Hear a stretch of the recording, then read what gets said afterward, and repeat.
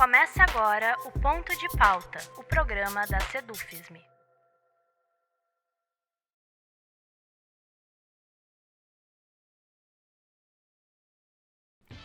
A luta dos povos indígenas jamais se resumiu a uma luta pela terra. No que pese a ocupação dos territórios ser uma das violências mais severas, ela não é a única violência. Existem inúmeros direitos que, assim como a terra, são cotidianamente negados aos povos indígenas de todo o Brasil. A educação é um desses direitos. E a educação é negada por duas frentes. A primeira é a impossibilidade do acesso em si. Já a segunda ocorre quando, mesmo com o acesso, a educação que se apresenta obedece a um modelo calcado em valores que não reconhecem e muitas vezes ainda discriminam o conhecimento dos povos originários. O nosso entrevistado de hoje ilustra, com a própria trajetória de vida, a luta dos povos indígenas pelo acesso ao direito básico da educação. Professor e formador de professores no Instituto Estadual de Educação Indígena Ângelo Mancá Miguel, na terra indígena de Inhacorá, historiador, mestre em educação e o primeiro doutor indígena da história da Universidade Federal do Rio Grande do Sul, Bruno Ferreira. Eu sou Rafael Balbueno e o nosso ponto de pauta de hoje é a luta dos povos indígenas pela educação. Professor Bruno Ferreira, obrigado pela sua disponibilidade em falar conosco. Professor, a sua tese de doutorado, que como eu disse foi a primeira tese defendida por um indígena na história da Universidade Federal do Rio Grande do Sul, a sua tese se debruça sobre o que seria uma proposta de escola indígena caigangue, mas, de certa forma, a sua tese começa a ser escrita algumas décadas antes, quando o senhor se depara com uma escola não indígena, ainda enquanto um jovem estudante, certo? Eu gostaria que o senhor começasse contando um pouco dessa história.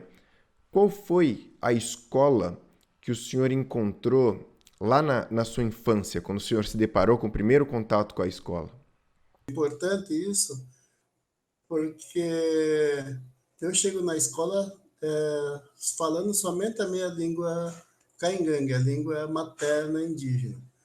E a escola que eu frequento é uma escola que, então, ela recebe alunos indígenas, né, e aluno não indígena, né, e aí, então, a língua falada nessa escola é a língua portuguesa. E eu, como falante da língua, nossa língua materna, eu vou encontrar muita dificuldade, porque eu preciso, de certa forma, esquecer minha língua materna, minha língua indígena, e passar a falar a língua portuguesa, que foi um grande desafio para mim.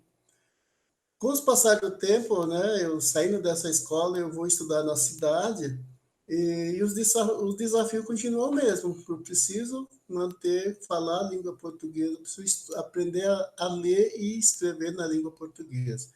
Isso é um problema para mim e para os povos indígenas, de modo especial para os caingangue, que com o passar do tempo, a escola ela contribui para que os indígenas vão perdendo a sua língua materna.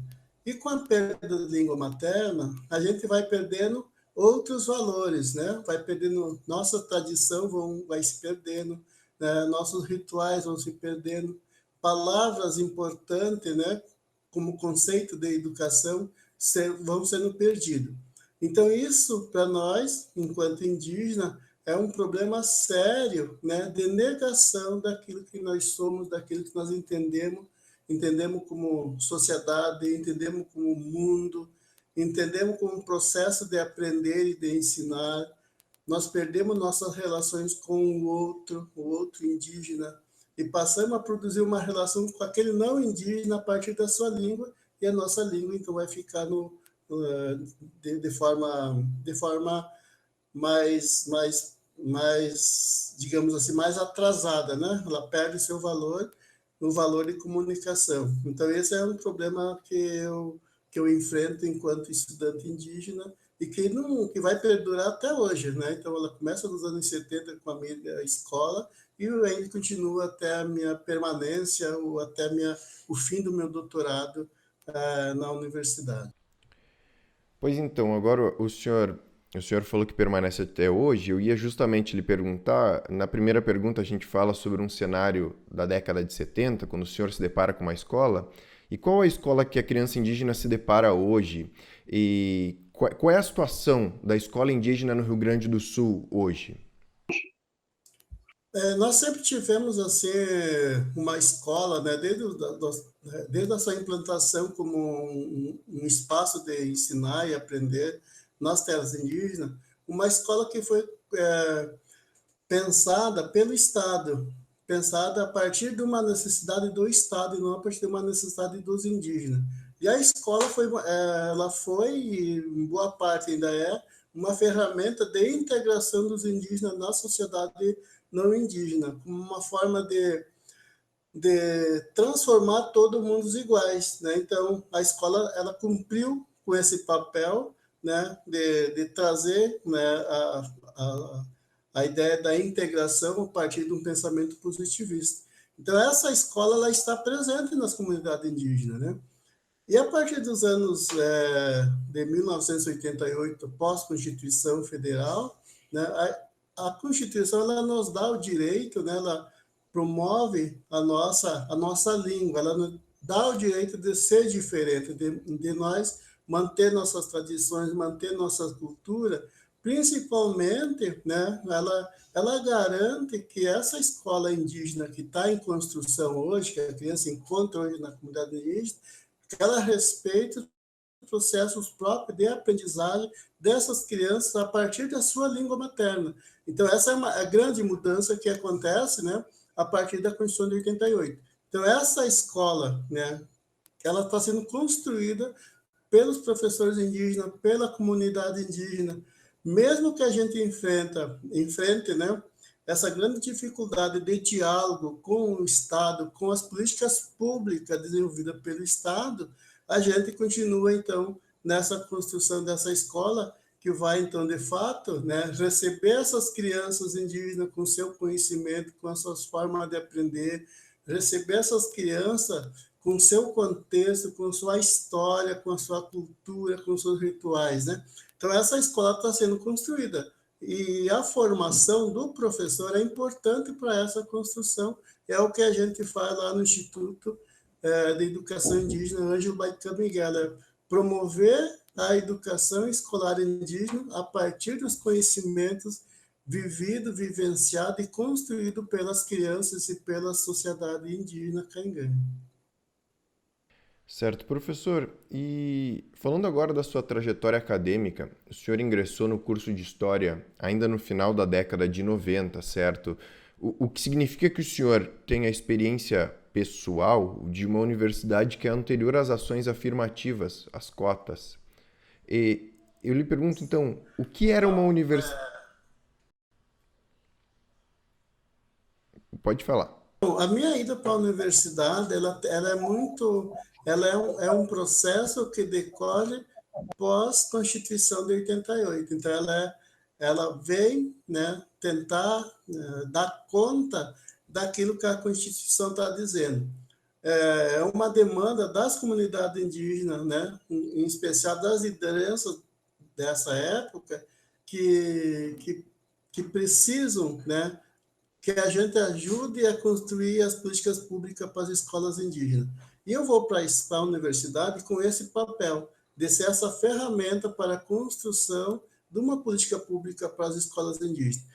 E eu vou, então, para a história. No entendimento das lideranças da época, é que a gente precisa se conectar com as nossas histórias, precisa se conectar com as nossas ancestralidades. E a universidade, no entendimento deles, poderia estar fazendo isso para mim e para nós, enquanto povo caingangue. É claro que na universidade a gente não aprende nada sobre indígena, é muito pouco que se tem dentro dos currículos de história sobre indígena. Nós estudamos o Brasil, mas o Brasil branco, o Brasil europeu, os acontecimentos onde mostra sempre o não indígena como aquele que construiu o país, e a gente esquece que os indígenas estavam aí. Mas a universidade, nessa época, ela me possibilitou o acesso a esses conhecimentos, e a partir desses conhecimentos, eu fui reconstruindo a nossa história, e a partir disso, contribuindo para que as comunidades indígenas fossem, então, inserindo também, né, os seus conhecimentos na escola, de maneira muito específica, construindo, ajudando a construir, refletindo as políticas públicas para a educação escolar indígena. Certo. Professor, mas falando ainda sobre essa questão da universidade, o senhor ingressa numa universidade que ainda é anterior à política de cotas. E qual é a diferença? Então, o senhor pode falar pela própria experiência, né, como testemunha ocular, o que era uma universidade pré-cotas e o que é uma universidade pós-cotas. E eu queria lhe perguntar qual é o impacto dessa política, qual é o impacto na transformação da universidade? Acho que o ingresso nosso, que não é só eu, tem outros estudantes indígenas, a gente ingressa na Unijuí. A Unijuí é uma pioneira nesse sentido de abrir as portas para nós enquanto indígenas. É claro que a gente passou por uma série de dificuldades, né? Mas a Unijuí promove isso. E a gente, e a partir desse nosso ingresso, né, outras universidades começam também a olhar para esses indígenas, né, para que esses indígenas também ingressem na universidade. Claro que é uma luta, né, foi uma luta das lideranças indígenas em chegar na universidade, né, solicitar o nosso ingresso na universidade dentro daquilo que eles entendiam que a gente fosse importante.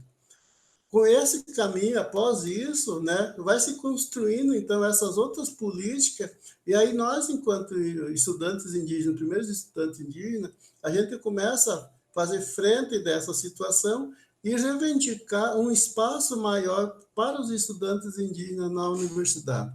Porque ainda a gente tem que compreender que lá final dos anos 70, a universidade, ela foi assim, escolhida como parceira dos indígenas, né, que constrói o movimento indígena, ela é escolhida como um espaço de reflexão para a questão indígena.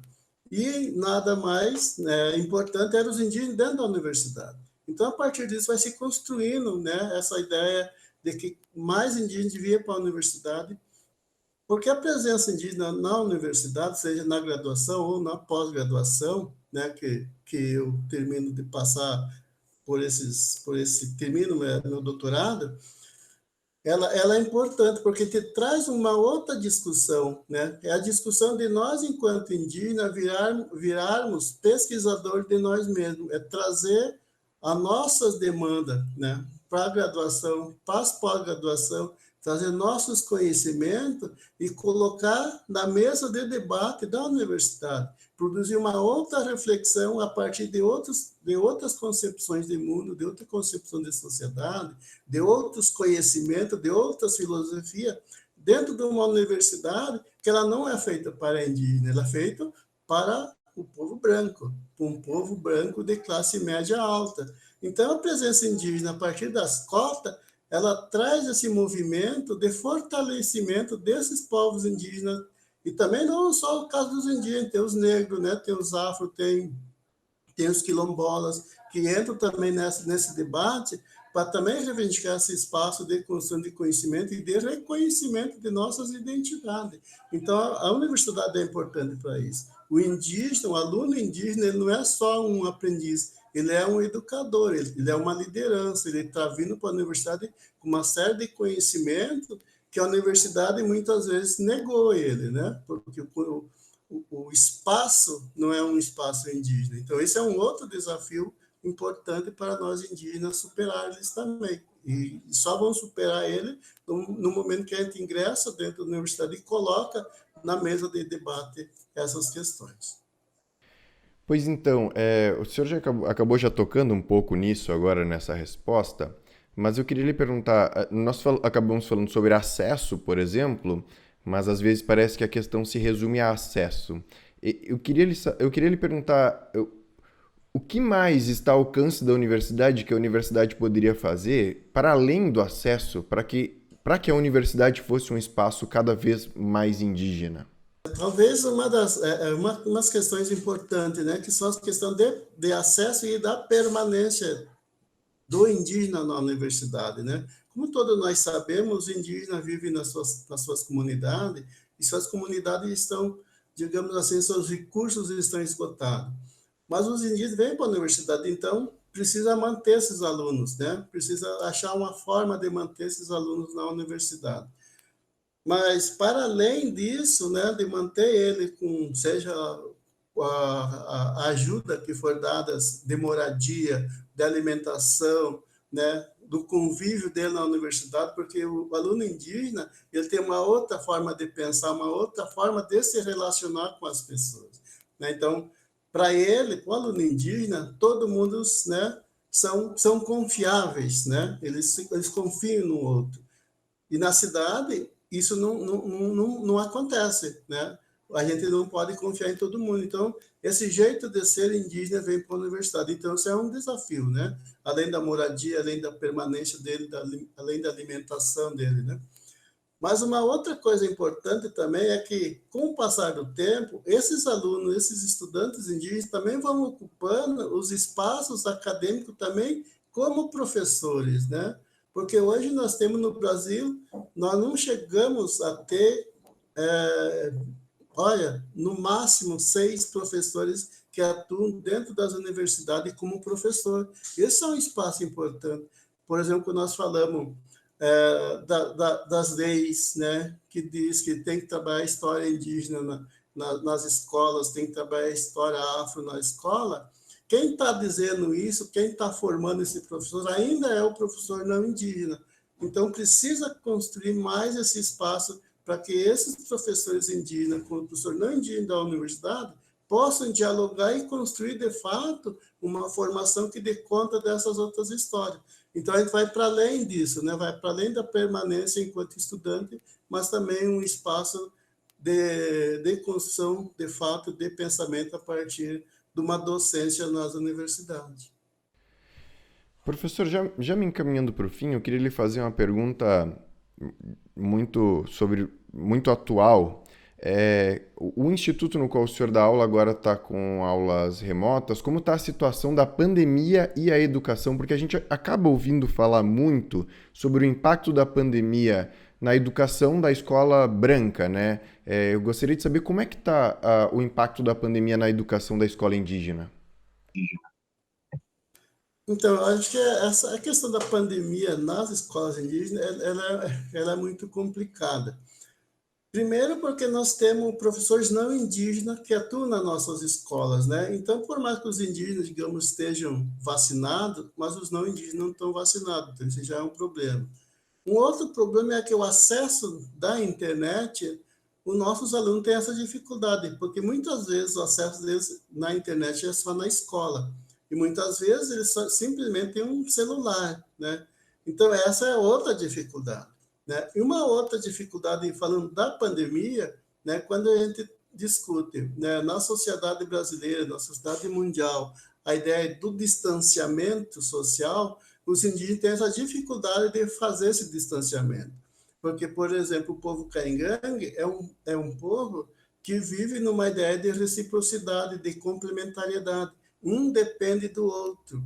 Então, o distanciamento social não funciona, mesmo porque muitas das vezes as casas indígenas, elas são casas pequenas que moram, e nessas casas pequenas moram várias pessoas, e muitas vezes as casas nem divisória tem, né? Então, quando se fala em distanciamento, quando fala em pandemia, nós passamos por essa série de questões que a gente precisa ser, digamos assim, superar elas, né?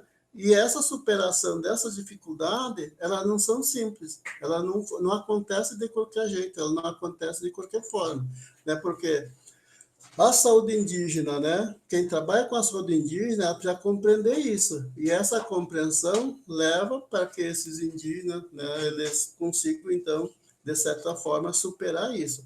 Mas a escola, ela tem muita dificuldade de funcionamento por causa dessas questões que eu falei do professor não indígena que não é vacinado e muitas vezes também os indígenas que não são vacinados, que não querem ser vacinados, e a questão de acesso à internet, que também é a precariedade maior das comunidades indígenas. Certo. Professor, uma penúltima pergunta. Na sua tese, o senhor acaba se debruçando sobre o impacto das escolas, né? E eu acho que o senhor se arrisca a formular o que seria uma proposta de uma escola indígena, caigangue, que de fato respeite e potencialize os conhecimentos do povo indígena. Eu quero lhe perguntar, até no intuito de muitos professores que nos assistem, como funciona essa escola, como ela é? Então, hoje as nossas escolas que estão presentes nas terras indígenas, elas obedecem rigorosamente aquilo que é decidido pelo Estado, né? Desde calendário, desde horas-aula, né? Desde espaço. Então, ela respeita isso, né? Ela passa por esse processo. E isso é um retrocesso para a lei, porque é isso que se fazia, né, quando as escolas foram implantadas, a ideia de modelar esses indígenas num único jeito. Quando eu discuto na minha tese, eu coloco isso como um desafio, né? Qual é o desafio que eu coloco na tese, né? Que essa escola, de fato, ela respeite, né, nossas metodologias, né? Que as outras metodologias, elas são impostas, outras formas de educar, elas são impostas. Então, quando você trabalha a partir da metodologia indígena, a partir da metodologia caingangue, você fatalmente você vai ter que respeitar todo o processo de construção do conhecimento, que passa pela casa do mais velho, passa pelo espaço onde ele pesca, onde ele caça, onde ele vive. Todo esse espaço é um espaço de aprendizagem. A escola, nesse sentido, ela passa a ser um espaço a mais, e não um único espaço. E a partir desse momento que se constrói, que compreende isso, é fundamental se ter como princípio educativo os conhecimentos indígenas. O princípio da escola ela precisa ser o conhecimento indígena, os saberes indígenas, as ciências, a tecnologia indígena, e a partir desse reconhecimento desse no espaço escolar, você coloca ele numa relação de igualdade com os outros conhecimentos não indígenas, né? Porque você não pode negar esses outros conhecimentos ao nosso estudante indígena. Então, você coloca em condição de igualdade, o que não acontece hoje. A história contada na escola indígena é a história do branco, né? A ciência contada na escola indígena é a ciência do branco, né? Então, a matemática contada é a matemática do branco, né? Então, como que se faz isso, né? Então, é partindo dos princípios de ensino da comunidade indígena, dos conceitos de sociedade, né? No caso dos indígenas, por exemplo, assim, o conceito do bem viver, né? O conceito da reciprocidade, o conceito de compartilhamento, né? Então, a escola indígena, ela está baseada numa construção de uma sociedade coletiva e não numa sociedade numa escola que produz uma sociedade pensada para o individualismo. Então, essas são as questões fundamentais para se ter uma escola indígena ou uma escola caingangue. Perfeito. E para encerrar, professor Bruno, eu gostaria de lhe perguntar o que significa para o senhor ser o primeiro doutor indígena da escola da URGS e o que o senhor acha que significa para a universidade ter um doutor indígena? Eu acho que, primeiro, assim, o meu doutorado, eu considerei ele, considero, e irei considerar por muito tempo, ela é uma conquista coletiva. Eu me considero um doutor coletivo, um doutor coletivo dos caingangue. Eu sou uma ferramenta dos caingangue. Então, a importância, ela não é a minha, ela é uma importância coletiva, a importância para o nosso povo. Para a universidade, ela é importante porque ela passa a reconhecer, né, um trabalho escrito, porque o meu trabalho ele está escrito pensado a partir de conceitos indígenas, né? O título da minha tese se chama Unchi Atum Pek Wankaron Fon, né? Então ele está escrito em Caingangue. Para a universidade significa uma valorização da nossa língua caingangue e dos nossos conceitos, porque o título são vários conceitos que estão colocados. Então, você, de certa forma, você rompe as metodologias de construção de um trabalho acadêmico, né? Quando você parte para outras metodologias, e a minha metodologia ela é fundamentada na relação que nós temos com o outro, né? Que eu chamo de roda de conversa, mas eu trago uma palavra cainguém que se chama Yagnombre Hathat, fazer junto, ou estar junto, aprender com o outro.